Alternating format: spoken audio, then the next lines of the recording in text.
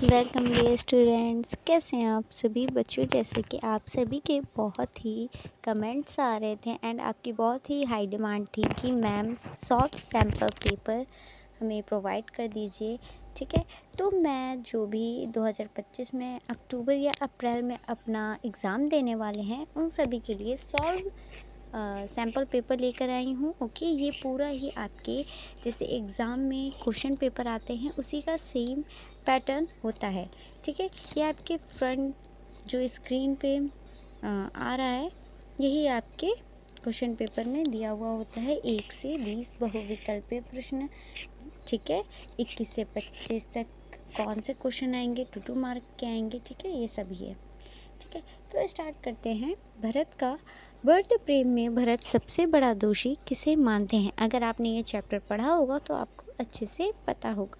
तो जल्दी से जिसने भी ये चैप्टर पढ़ा है जल्दी से आंसर बताइए। बिल्कुल, भरत जी स्वयं को इसका दोषी मानते थे।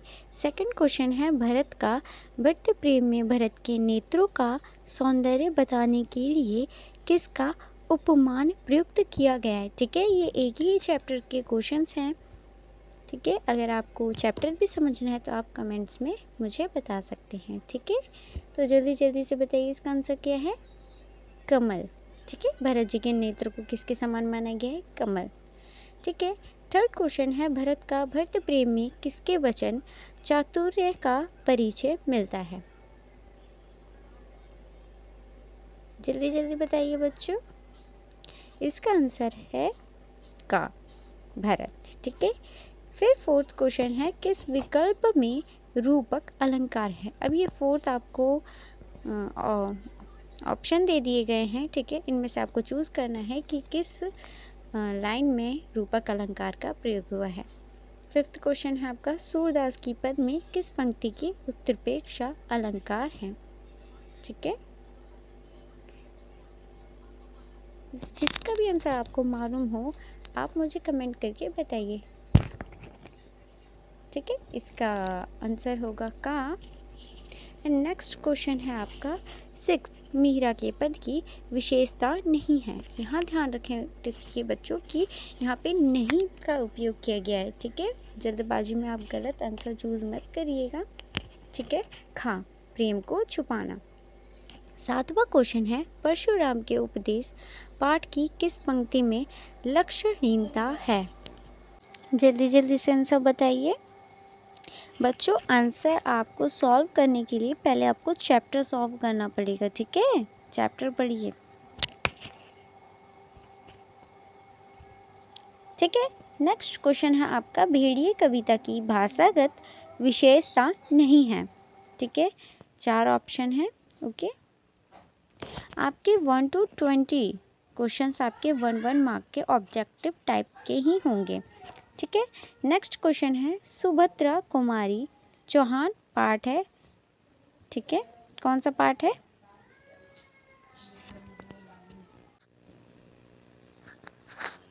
ठीक है, इसका आंसर होगा घा, संस्मरण रेखा चित्र। 10th क्वेश्चन है, सुभद्रा कुमारी चौहान पाठ के आरंभ में बात की गई है। ठीक है, ये 4 क्वेश्चन ऑब्जेक्ट, ये 4 ऑप्शन है आपके सामने, ये 4 ऑप्शन है आपके सामने। ठीक है, इसका आंसर होगा स्मृति का की विशेषता की। ठीक है, 11th क्वेश्चन है आपका, सुभद्रा कुमारी चौहान की हंसी की विशेषता बताई गई, किसके समान बताई गई है आपको ये बताना है। साधारण। ठीक है, याद जो देखिए, सुभद्रा कुमारी चौहान जो है इस चैप्टर से बहुत ही क्वेश्चंस बन के आते हैं। ठीक है, सुभद्रा कुमारी चौहान की व्यक्तित्व की विशेषता है। अगर आपने ये सैम्पल पेपर पूरा मतलब हाफ भी सॉल्व कर लिया तो आप क्लियर कर सकते हैं। ठीक है, बहुत अच्छे मार्क्स आ सकते हैं आपके एग्ज़ाम में। ठीक है, 13 क्वेश्चन है, डायरी लिखते समय आप इसकी विशेषता नहीं मानेंगे। अब हमें किसकी विशेषता नहीं माननी है? ठीक है, 13 का आंसर होगा औपचारिकता। 14 क्वेश्चन है, अंडमान डायरी पाठ में जब लेखक सेल्यूलर जेल गया तो तब उसके सामने किसकी वास्तविकता आ गई? का है अंग्रेजों के सभ्य होने की, खा देश प्रेमी होने की, गा आज़ादी के सपनों की, घा भूख और बीमारी की। इसका आंसर होगा का। 15वां क्वेश्चन है आपका, अंडमान डायरी में काला पानी का अर्थ है। अब क्या है, अंडमान डायरी से भी देखिए कितने सारे क्वेश्चंस आपके बन के आ रहे हैं, तो अच्छे से आप ये चैप्टर कंप्लीट करिएगा, ठीक है। ये आ सकता है, इम्पॉर्टेंट क्वेश्चन है ये। तो इसका आंसर होगा का, वह स्थान जहाँ से लौटने की कोई उम्मीद नहीं। 16 क्वेश्चन है, अंडमान डायरी में लेखक ने समझदार लोगों के लिए कहा है कि वह चाय भी फूंक फूंक कर पीते हैं, ठीक है। तो छाछ भी फूंक फूंक कर पीते हैं, यानी वो तो पहले से ठंडा होता है फिर भी उसे क्या करते हैं, फूंकते हैं। अच्छा तो साहब फिर बिजनेस की बात हो जाए। इस कथन से पता चलता है कि क्या पता चलता है हमें, कौन से चैप्टर का है, रीढ़ की हड्डी का ना। तो इसका आंसर क्या होगा, जल्दी जल्दी बताइए। खा, गोपाल प्रसाद जो थे उनकी नज़र में विवाह क्या था, एक बिजनेस था, ठीक है। 18 क्वेश्चन है आपका, सुभद्रा कुमारी चौहान पाठ के अनुसार बंधन से मुक्ति से स्वरूप कैसा होना चाहिए। तो इसका आंसर है घा, उपयुक्त सभी, ठीक है, यानी का खा गा तीनों इंक्लूड है। और नेक्स्ट क्वेश्चन है, औपचारिक पत्र का अंग नहीं है। ये आपका ग्रामर का क्वेश्चन हो गया, ठीक है। वैसे पत्र का भी एक चैप्टर है आपका, तो इसका आंसर होगा प्रियवर संबोधन। 20 क्वेश्चन एंड लास्ट क्वेश्चन है आपका, ऑब्जेक्टिव में क्लाउड कंप्यूटिंग के अंतर्गत शामिल नहीं है। क्या शामिल नहीं है क्लाउड कंप्यूटिंग के अंदर, ठीक है। तो इसके अंतर्गत शामिल नहीं है गा टाइप सेटिंग। 21st क्वेश्चन है, निम्नलिखित प्रश्नों के उत्तर एक शब्द या एक वाक्य में दीजिए, ठीक है। इसके 3 क्वेश्चन हैं, ठीक है। अंडमान डायरी किसने लिखी, अंडमान डायरी श्रीकांत द्वारा लिखी गई। रीढ़ की हड्डी एकांकी के लेखक जगदीश चंद्र माथुर। एकांकी किस प्रकार का माध्यम है, द्रव्य और दृश्य दोनों।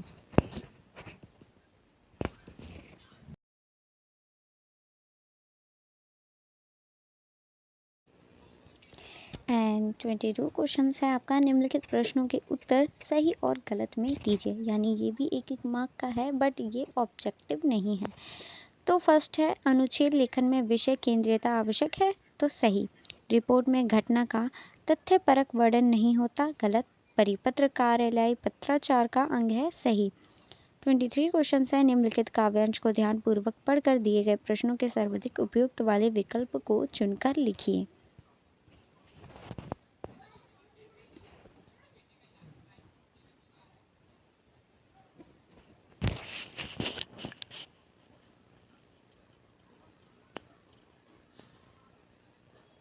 ठीक है, ये आपका दे दिया गया है, इसमें से चुनकर हमें लिखना है इसका आंसर। तो फर्स्ट क्वेश्चन इसमें पूछा है, हो गई पीर में संकेत है, किसका संकेत है, ये आप पढ़ोगे ऊपर का तो आपको पता चल जाएगा कि किसका संकेत है। तो इसका होगा का, व्यवस्था में बदलाव की आवश्यकता। खा है, मनुष्य की पीड़ा को किसके समान माना गया है, सागर के, नदी के, पर्वत के या तालाब के। जल्दी बताइए।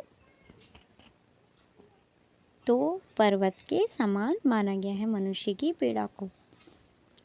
गा क्वेश्चन है इसमें पीड़ा का अर्थ नहीं है अन्याय, समानता, शोषण और अशिक्षा। अब आप भी थोड़ा सा दिमाग लगाइए और बताइए क्या होना चाहिए इसका आंसर। समानता। इस गद्यांश की शैली है गीत, गजल या प्रगीत या दोहा।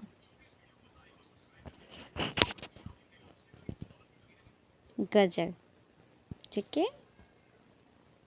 चाहे इसमें दीवारों से तात्पर्य नहीं है, सेम बच्चों सेम यही पैटर्न आता है आपके एग्जामिनेशन में, ठीक है। इसमें दीवारों से तात्पर्य नहीं है भाषा की, संगी साथी की, अमीरी गरीबी की या धर्म की। तो इसका खा होगा अमीरी गरीबी की। छा है, हिमालय से गंगा निकलने का तात्पर्य है नदी का प्रभाव, तर्क वितर्क ऊंचाई से नीचे की ओर और समाधान। ठीक है, क्वेश्चन ध्यान से पढ़िए। हिमालय से गंगा निकलने का तात्पर्य है समाधान। जय है बुनियाद का उपयुक्त अर्थ है। ये एक क्वेश्चन आपका 1 नंबर का होगा। ठीक है, माता पिता, भाई बहन, नींव या निराधार। ठीक है, तो इसका आंसर होगा नींव। नेक्स्ट आपका है दुख और सुख तो मन के विकल्प हैं। ये आपका पूरा पैराग्राफ ये चैप्टर का दिया गया है। ठीक है, एंड आपको इसको अच्छे से पढ़ना है और समझना है कि ये क्या कहना चाह रहा है आपको। ठीक है, तो 24वां क्वेश्चन है गद्यांश के लेखक हैं, मतलब ये जो पैराग्राफ उठाया गया है इसके लेखक कौन है। तो ऑप्शन है महावीर प्रसाद द्विवेदी, हजारी प्रसाद द्विवेदी या दुष्यंत कुमार या फिर राजेंद्र यादव। तो इसके लेखक हैं हजारी प्रसाद द्विवेदी। परवश होने का अर्थ नहीं है खुशामद करना, दांत निपोरना।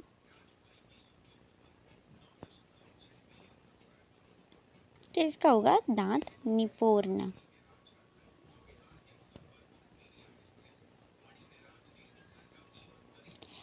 एंड नेक्स्ट क्वेश्चन है आपका गद्यांश के पाठ का नाम क्या है। ठीक है, जैसे आपने लेखक का नाम बताया तो आप पाठ का भी नाम आपको बताना पड़ेगा।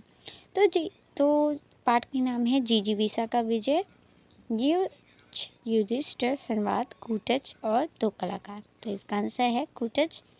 मिथ्या का उपयुक्त अर्थ है झूठ, काल्पनिक, सच और आकाशगामी। तो इसका आंसर होगा झूठ। इस अंश में जनक की किस विशेषता के कारण उदाहरण दिया गया है। मन को परेशान रखने वाले, मन को जीतने वाले या मन को परवश रखने वाले या फिर मन को अपने ऊपर सवार होने देने वाले। इसका आंसर होगा घा। एंड नेक्स्ट क्वेश्चन है आपका अंडबार का सही अर्थ है प्रशंसा, आकर्षक, दिखावा या निकृष्ट। जल्दी बताइए बच्चों। तो इसका आंसर होगा दिखावा। मन के किस पक्ष को उबारा गया है। ठीक है, सुख और दुख मन के विकल्प हैं या लाभ और हानि मन के अनुरूप, मन को वंश में करने वाला असंभव या मन की गति तेज। जल्दी से बताइए, जल्दी से। हाँ, तो सुख और दुख क्या है, मन के ही एक विकल्प है। ठीक है, आप चैप्टर पढ़ेंगे आपको बहुत अच्छे से समझ में आ जाएगा। तो 25 क्वेश्चन है आपका निम्नलिखित व्याकरण संबंधी प्रश्नों के उत्तर दीजिए। ये आपका पूरे 10 मार्क का ग्रामर आता है एंड 10 क्वेश्चंस होते हैं। ठीक है, पहला आपको विलोम शब्द लिखना है, फिर उपसर्ग और प्रत्यय छांटने हैं आपको, फिर निम्नलिखित वाक्य में विराम चिन्ह लगाकर पुनः कीजिए। ठीक है, विराम चिन्ह का प्रयोग करना है। ओके, ये आपके 3 क्वेश्चन आ गए सामने एंड ये आपका 3 नंबर का मार्क कंप्लीट होता है। नेक्स्ट है आपका घा। इसमें शुद्ध करना है शब्दों को। ठीक है, एक क्वेश्चन आपका 1 मार्क का ही होगा। निम्नलिखित वाक्यों को जोड़कर संयुक्त वाक्य बनाएंगे। ये आपको 3 पार्ट में दे देंगे एंड आपको इसको जोड़ के सही वाक्य में लिखना है। ठीक है, ये भी 1 मार्क का होगा आपका। नेक्स्ट क्वेश्चन है आपका बच्चों 4, निम्नलिखित का शुद्ध रूप लिखिए। याद रखिए बच्चों, ये वही क्वेश्चंस हैं जो आपको बचपन से ही ग्रामर में कराए जाते हैं एंड ये बहुत ही इजी एंड सिंपल होते हैं। ठीक है, जैसे श्रीमती का शुद्ध रूप लिखना है, रुपये का शुद्ध रूप लिखना है। ठीक है, नेक्स्ट क्वेश्चन है आपका निम्नलिखित को भाववाचक में बदलिए। सबको भाववाचक में बदलना आता होगा। ठीक है, जैसे कि मैं चल नहीं सकता तो मुझसे चला नहीं जाता। ठीक है, इसके बाद संधि विच्छेद है, विग्रह पूर्वक समास का नाम लिखना है। ठीक है, बहुत ही इजी क्वेश्चंस होते हैं बच्चों, आपको थोड़ा सा भी टेंशन नहीं लेना है। ठीक है, ग्रामर आपकी 10 मार्क की ही आती है। ठीक है, फिर आपको एक प्रत्यय से 2 शब्द बनाने हैं। फिर नेक्स्ट क्वेश्चन है आपका 26। ठीक है, ये 1 मार्क का नहीं है। निम्नलिखित काव्यांश का सप्रसंग व्याख्या कीजिए। इसमें आपको प्रसंग लिखना है एंड उसकी व्याख्या करनी है। ठीक है, पहले आपको पढ़ना पड़ेगा पैराग्राफ। ठीक है, आपको 2 ऑप्शंस दिए गए हैं, या तो आप पहला कर सकते हैं या फिर अथवा के बाद वाला कर सकते हैं, या आपके ऊपर डिपेंड है। तो आइए सॉल्व करते हैं प्रसंग। ठीक है, ये आपके प्रसंग दे दिए गए हैं। प्रस्तुत कविता में पद्माकर ने फाक का बड़ा ही हृदय स्पर्शी चित्र प्रस्तुत किया है। एक गोपिका कृष्ण के साथ गुलाल से फाक खेलने का बड़ा संजीव वर्णन अपनी करती हैं। ठीक है, इसका व्याख्या है, उत्सव उमंग का त्यौहार बसंत से जुड़ा है, जिसे आप भी खूब जानते हैं। उसे कहते हैं होली, इसी का दूसरा नाम है फाग। पूरी कविता में एक गोपिका का कथन है, अबीर गुलाल को हवा में उड़ाना और उछालना। यह उड़ता गुलाल गोपिका के आँख में चला ही गया है, उसके साथ कृष्ण भी उसके आँख में बस गए हैं। गोपी आँख धो धोकर थक गई है, पर उसे सफलता नहीं मिल पा रही है अभी तो जैसे। ठीक है, ऐसे ही आपको आप पढ़ेंगे जब चैप्टर, तो आपको समझ आ जाएगा कि आपको प्रसंग और उसकी व्याख्या कैसे लिखनी है। नेक्स्ट क्वेश्चन है आपका 27। ठीक है, इसका मैंने का पार्ट लिया है। पठित दोहे के आधार पर बिहारी की किन्हीं 3 भाषागत विशेषताओं पर टिप्पणी लिखिए। यहाँ पे स्क्रीनशॉट करके आप इसका आंसर देख सकते हैं, पढ़ सकते हैं, या लर्न करके आप एग्ज़ाम देने जा सकते हैं। क्या पता आपका लकी चांस मिल जाए, आपको आपके क्वेश्चन पेपर में यही क्वेश्चन आ जाए। ठीक है, तो आप इजीली ये कर सकते हैं। ठीक है, नेक्स्ट क्वेश्चन है आपका, संयुक्त कविता का मूल उद्देश्य संदेश लिखिए। ठीक है, अगर आपको क्वेश्चन पेपर भी चाहिए सैम्पल पेपर का, तो आप मुझे कमेंट करके बता सकते हैं, या फिर मैं डिस्क्रिप्शन में सैम्पल पेपर का PDF प्रोवाइड कर दूंगी। ओके,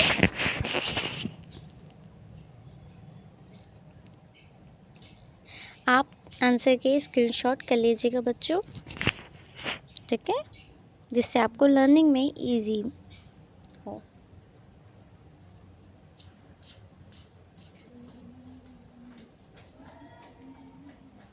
आई होप कि आपको समझ में आ रहा होगा।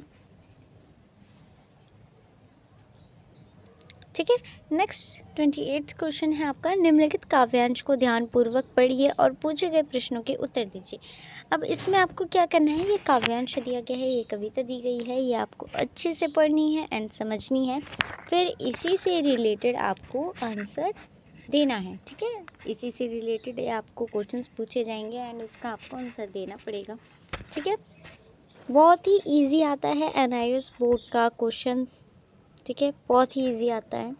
ठीक है, आपको बिल्कुल भी टेंशन नहीं लेना है, एंड नेक्स्ट पार्ट में मैं आपको बताऊंगी अब।